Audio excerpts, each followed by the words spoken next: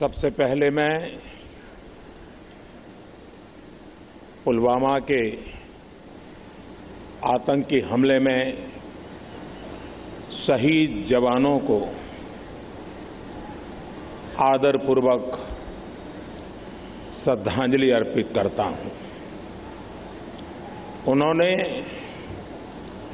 देश की सेवा करते हुए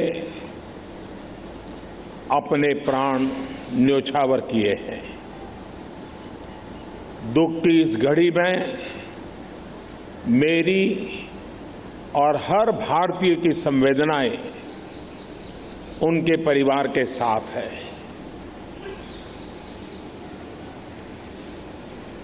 इस हमले की वजह से देश में जितना आक्रोश है, लोगों का खून खौल रहा है, ये मैं भली भांति समझ पा रहा हूं।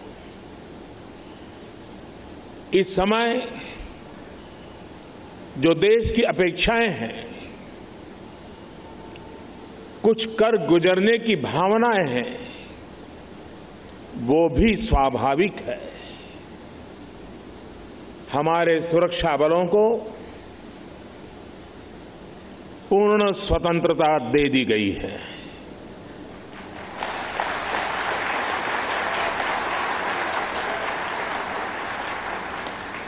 हमें अपने सैनिकों के शौर्य पर,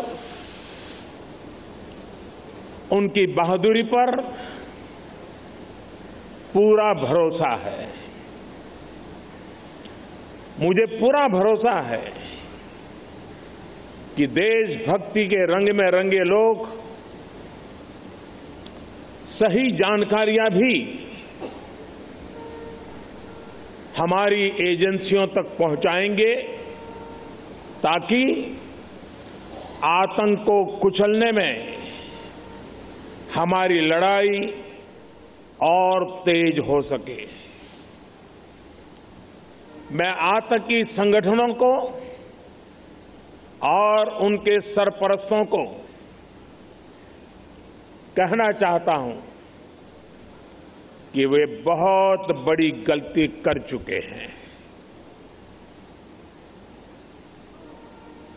बहुत बड़ी कीमत उनको चुकानी पड़ेगी।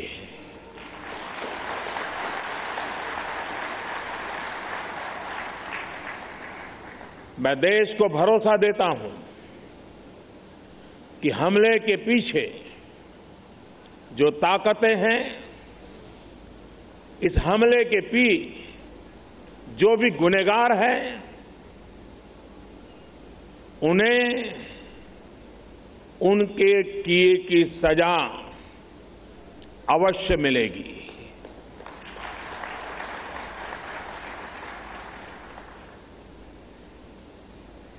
जो हमारी आलोचना कर रहे हैं,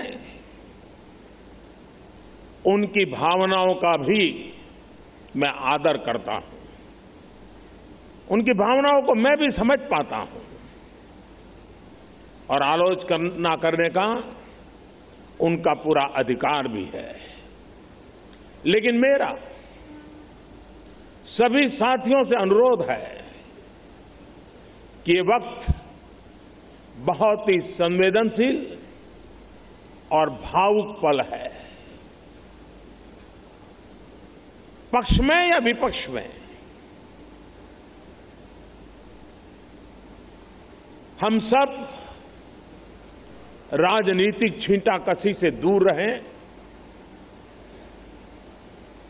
इस हमले का देश एकजुट होकर के मुकाबला कर रहा है। देश एक साथ है, देश का एक ही स्वर है और यही विश्व में सुनाई देना चाहिए, क्योंकि लड़ाई हम जीतने के लिए लड़ रहे हैं।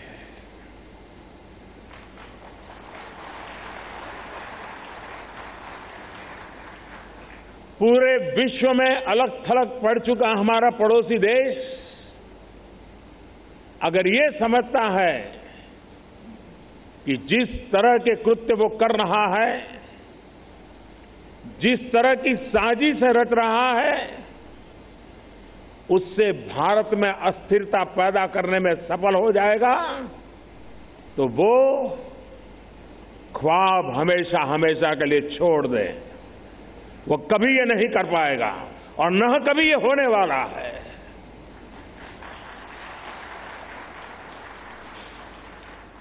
इस समय बड़ी आर्थिक बहाली के दौर से गुजर रहे हमारे पड़ोसी देश को ये भी लगता है वो ऐसी तबाही मचाकर भारत को बदहाल कर सकता है, उसके ये मंसूबे भी कभी पूरे होने वाले नहीं हैं।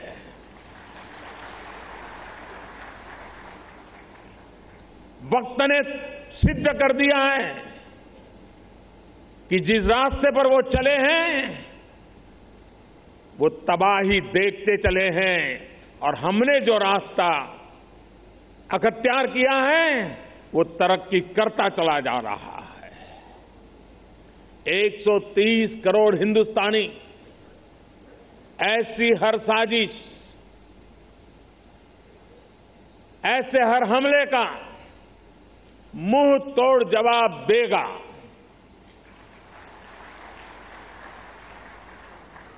कई बड़ों देशों ने